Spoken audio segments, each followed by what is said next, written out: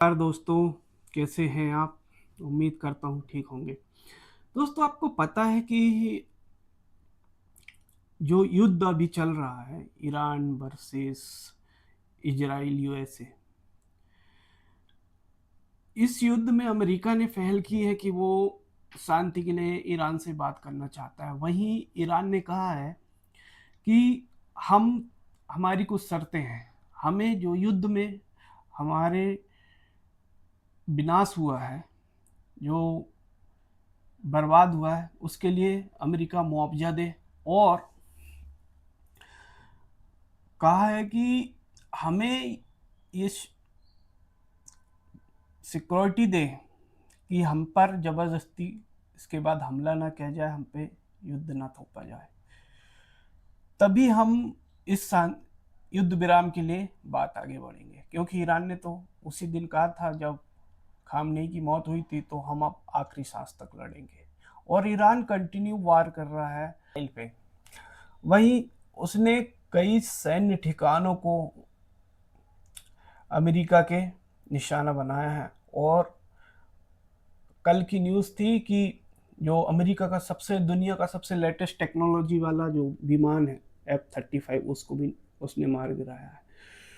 वहीं ईरान ने कहा है कि भारत इस युद्ध विराम के लिए एक अच्छा रोल प्ले कर सकता है, क्योंकि भारत के संबंध जितने अच्छे इजराइल से है उतने अच्छे ईरान से भी है, और अमेरिका से भी हमारे संबंध बहुत अच्छे हैं।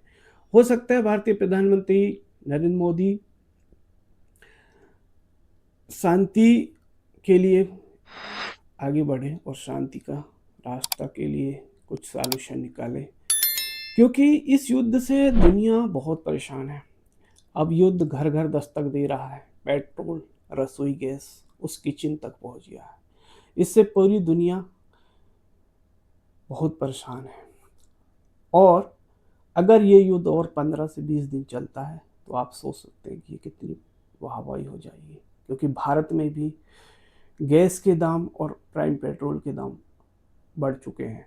वहीं आज हमने एक खबर सुनी थी कि श्रीलंका में पेट्रोल के दाम 380 रुपये प्रति लीटर है। वहीं पाकिस्तान में तो छुट्टियां अलाउ कर दी गई हैं, सरकारी दफ्तरों में छुट्टियां अलाउ की गई है, वर्क फ्रॉम होम दे दिए गए। ऐसे तमाम देश दोस्तों, जहां पे पेट्रोल डीजल के लिए दूसरे देशों पे डिपेंडेंट थे, वो कंटिन्यू बहुत ज़्यादा परेशान है।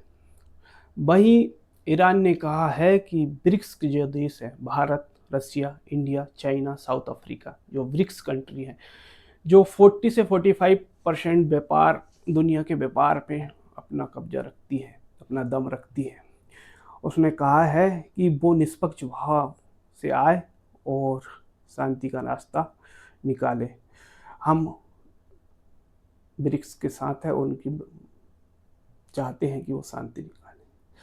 हो सकता है कि रसिया, इंडिया और चाइना इस चीज़ के लिए बहुत जल्दी कुछ करें, लेकिन इसमें सबसे अहम रोल हो सकता है भारत का, क्योंकि भारत के संबंध तीनों देशों से अच्छे हैं जिनसे युद्ध।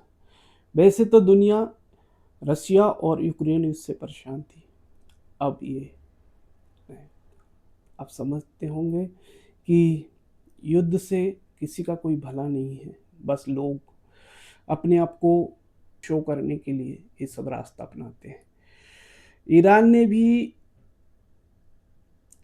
कुछ न्यूक्लियर मिसाइल बनाने की कोशिश की थी, जिसका अमेरिका में विरोध हुआ, और अमेरिका का कहना है कि आप न्यूक्लियर मिसाइल नहीं बना सकते, क्योंकि वो अमेरिका के लिए खतरा है। जबकि दोस्तों, ऐसा कुछ है ही नहीं।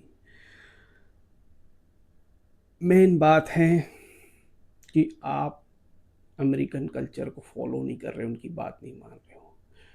वहीं अमेरिका के राष्ट्रपति ने जो वेनेजुला में किया, शायद उसी तरह उन्होंने सोचा था कि खामनेई को मार के ईरान में भी यही सब करेंगे, लेकिन उन्होंने गलत समझा। क्यों? क्योंकि ईरान बहुत ताकत रखता है। उनने तमाम ठिकानों को निशाना बनाया जहां अमेरिका के